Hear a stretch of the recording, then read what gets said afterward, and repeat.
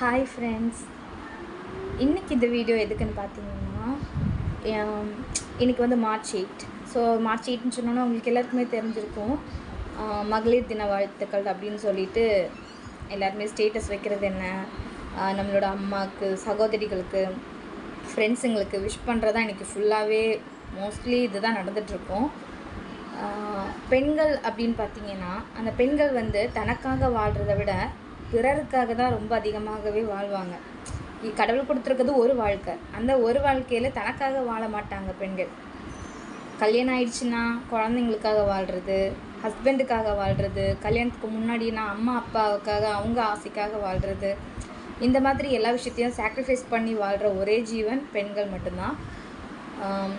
முடிஞ்ச வரைக்கும் உங்களுக்காகவும் கொஞ்சம் வாழ கற்றுக்கோங்க.